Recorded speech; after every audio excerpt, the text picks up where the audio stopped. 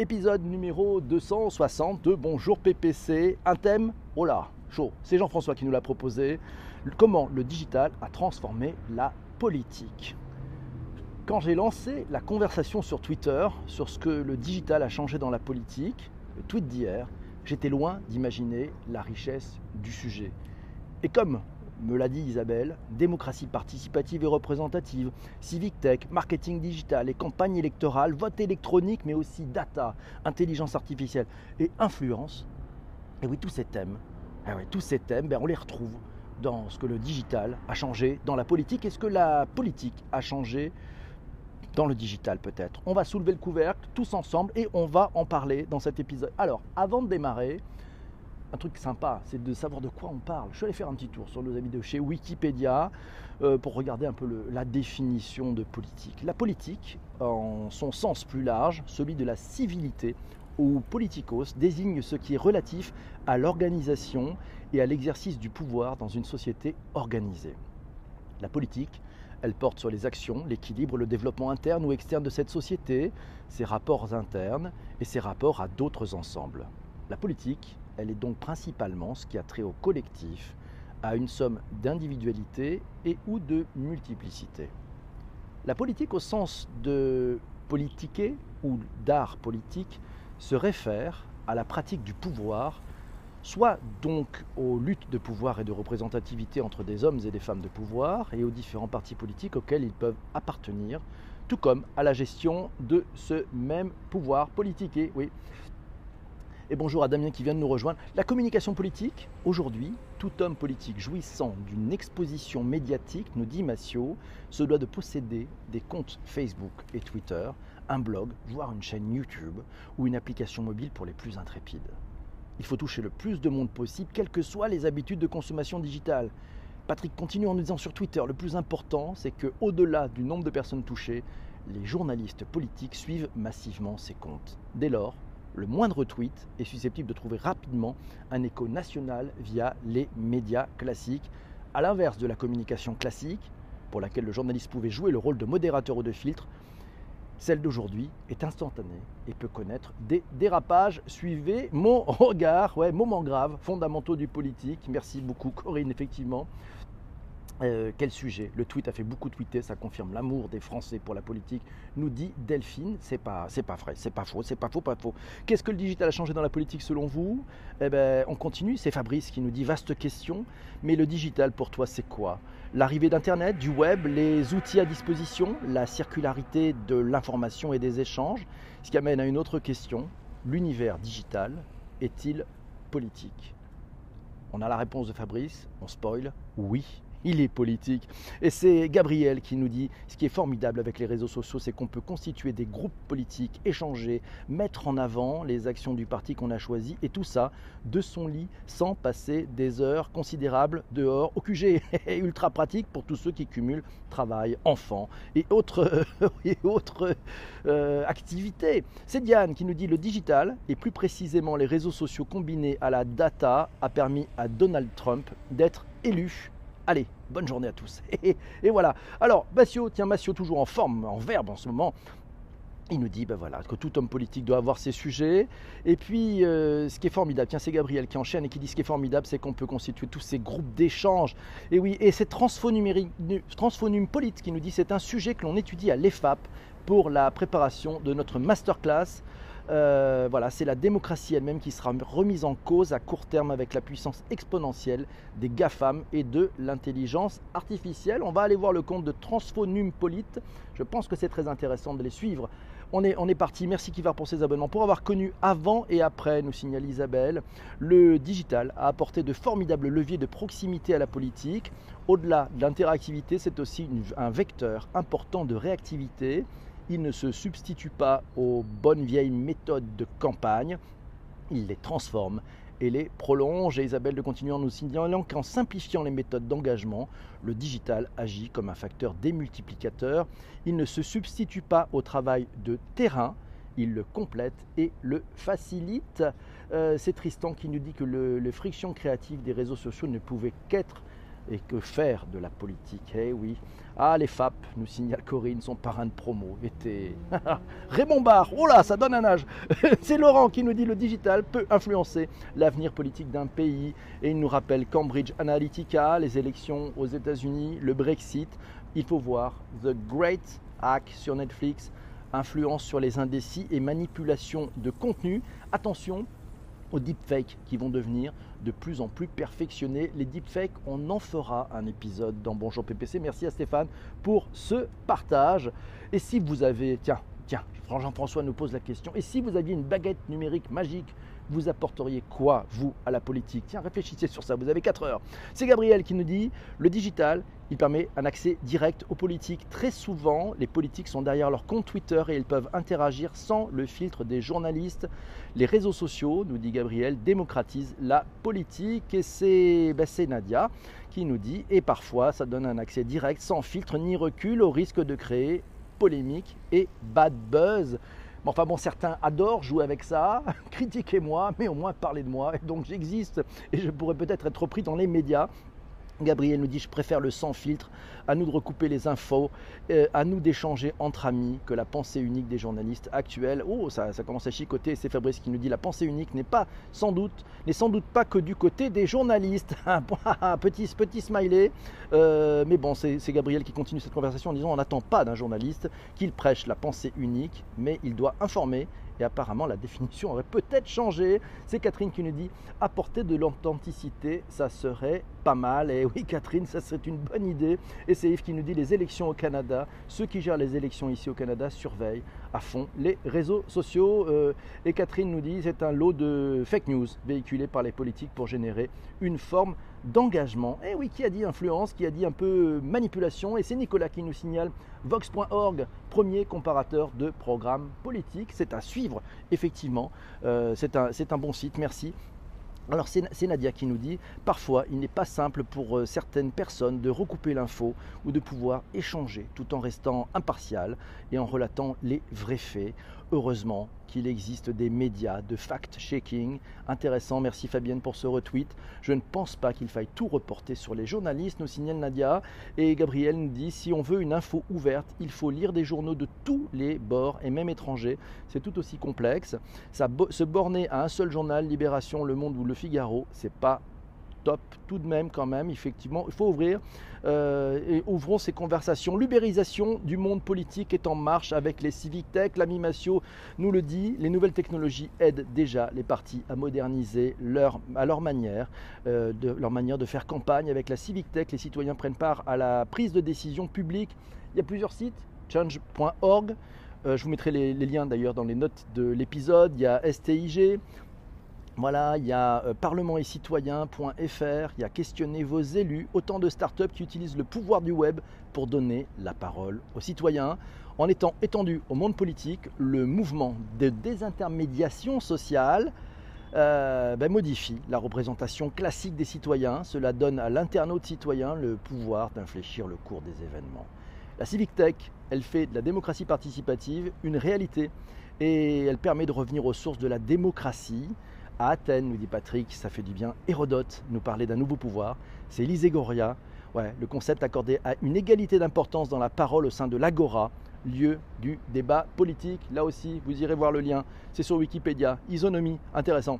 Laurent Dupin qui nous dit, pour reprendre la fixation lexicale des puristes du web, je dirais qu'avant, on tâtait tactilement, digitalement, du cul des vaches, et que désormais, la politique tâte nos égos en ligne via les réseaux sociaux notamment. C'est peut-être pas un problème lexical, nous signale Fabrice.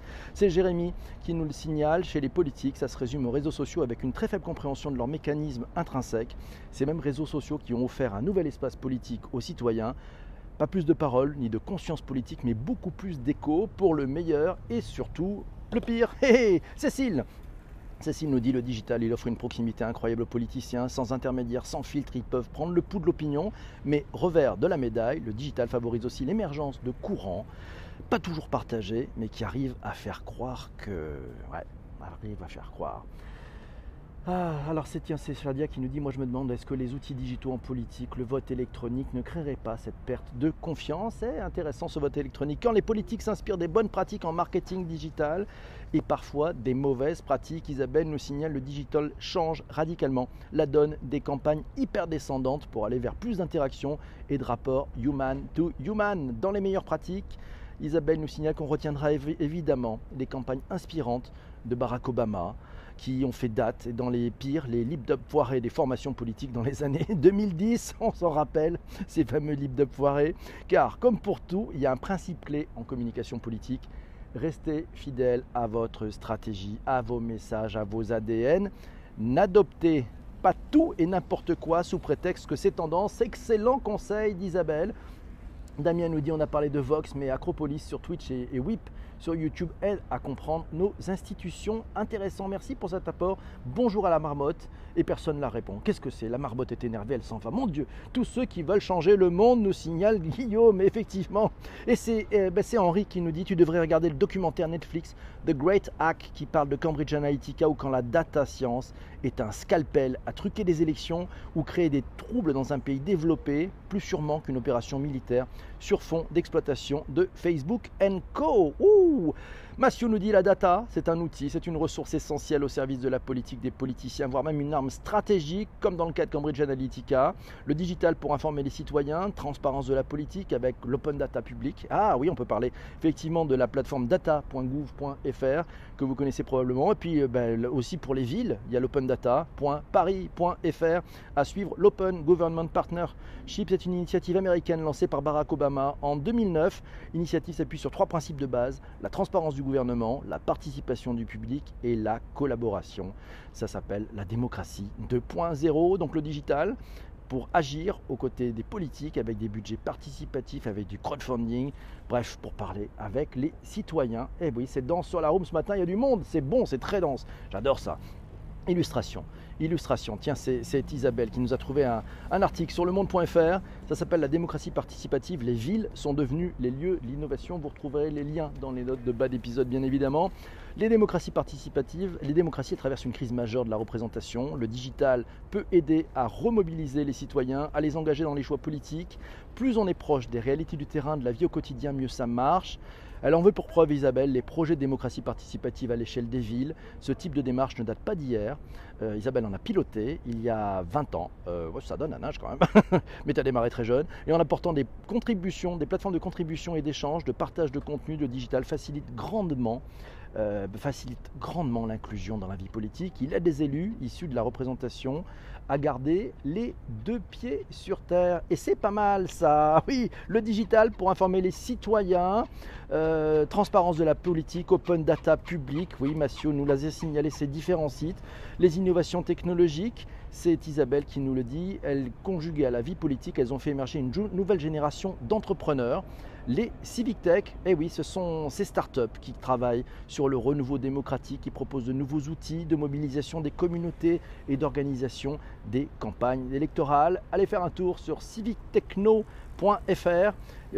Isabelle nous cite que, comme par exemple Citizen Lab, une plateforme créée en 2015 qui permet aux collectivités locales de consulter leurs citoyens afin de rendre leur prise de décision plus transparente et collaborative. Où le Cap Collectif, la start-up pour la plateforme, a été utilisée pour le grand débat national.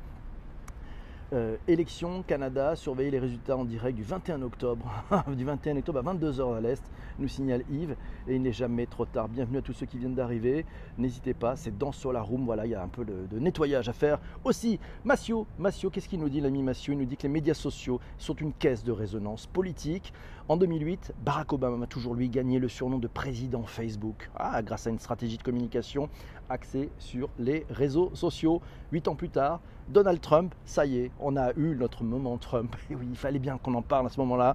Présente une autre version du président connecté, adapté à ses valeurs et à l'évolution du web. Il a utilisé son compte Twitter pour faire la promotion de sa campagne comme de ses idées.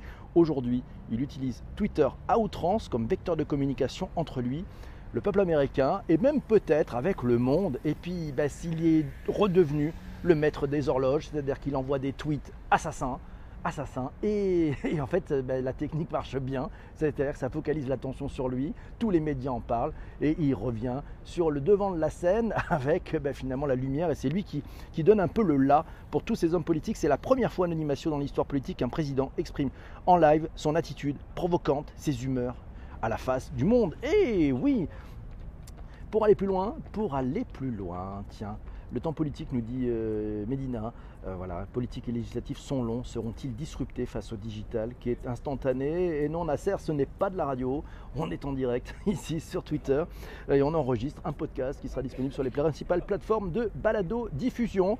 Et c'est Benoît qui nous dit, tiens, hello la rédacroom, désolé de ne pas être plus actif, je vous kiffe, moi aussi je vous kiffe, sur le réseau, sur le sujet de demain politique et réseaux sociaux. Voilà, il nous a envoyé ça hier, j'aurais pas mal de choses à dire, mais là j'ai pas beaucoup de temps. Voilà ce que j'avais écrit là sur le sujet la semaine dernière. Il nous parlait, Benoît, des fake news et des bulles créées par les algorithmes. Est-ce qu'elles sont vraiment une menace pour l'information quand la télévision reste la principale source d'information des Français? Face aux médias de dispersion, les médias de masse continuent de verticaliser l'opinion française. Et oui, on le voit, finalement, ces algorithmes ont eux aussi un rôle dans la politique. Et oui, ils deviennent clivants, c'est-à-dire qu'en fait, chacun s'enferme dans sa bulle en pensant que c'est une réalité, c'est une vérité. Quand la confiance dans les médias est en dessous de 30%, le terreau démocratique s'effrite et laisse la place à la démocratie de Cambridge Analytica.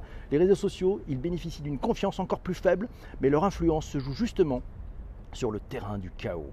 Pour faire basculer une démocratie, il ne suffit plus d'influencer les masses, mais de semer le trouble près des quelques pourcents d'indécis.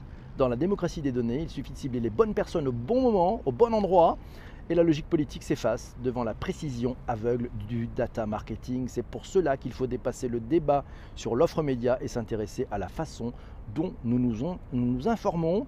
Comprendre l'information, la façon dont elle est fabriquée et diffusée, c'est comprendre le monde. Et Benoît lance un mouvement qui s'appelle Mieux s'informer. Il en a parlé sur France Culture. Voilà, et c'est à écouter sur franceculture.fr. Je vous mettrai les liens là aussi dans les notes de l'épisode. Et oui, c'est comme ça que ça marche. Merci mes amis. Alors, ça vous inspire? Ouais, on parle un peu du vote électronique. Qu'est-ce que vous en pensez? Et si le vote électronique, plus simple, plus accessible pour les citoyens, nous dit Isabelle, il était peut-être plus facile à gérer pour la collectivité. C'était un peu levier supplémentaire pour inciter à la participation au scrutin. Le digital, c'est aussi cela, c'est la dématérialisation des votes. De nombreuses expérimentations ont été tentées dans le monde avec plus ou moins de succès. Au cœur du sujet, la sécurité, mais c'est possible. L'Estonie a été le premier pays à avoir instauré en 2005 le vote par Internet à l'échelle nationale. Aujourd'hui, plus du tiers des votes sont exprimés en ligne. Et dans cette démocratie, nous dit Isabelle, de 1,3 million d'habitants, la généralisation des cartes d'identité numérique constitue un moyen très sûr d'authentifier les votants. Elles embarquent, outre les empreintes digitales, pour les plus récentes, une signature électronique unique et cryptée. Le système de vote, il a donc l'assurance de la réalité de l'électeur qui pourra s'exprimer une fois et une seule, à retrouver sur franceculture.fr. Le vote électronique en mal de confiance dans le monde. Je vous ai mis là aussi dans les notes d'épisode. Bonjour à Youssef qui est là.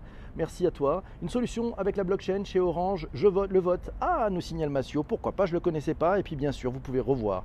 Et c'est comme ça qu'on va finir cet épisode. Réécouter les épisodes de la saison 1 de Bonjour PPC. Il y avait un épisode sur la Civic Tech, c'était l'épisode numéro 55. Il y a un épisode sur la GovTech, c'était l'épisode 27. Sur toutes les bonnes plateformes de balado-diffusion. Allez faire un tour aussi sur le site ledigitalpourtous.fr. Cet épisode est maintenant terminé. Prochain podcast, ça sera sur l'agritech. On en parle demain matin. Si vous avez adoré et vous venez d'écouter jusqu'au bout ce replay, n'hésitez pas à mettre 5 étoiles si vous êtes sur iTunes. Et sinon, abonnez-vous. Bon Dieu, abonnez-vous.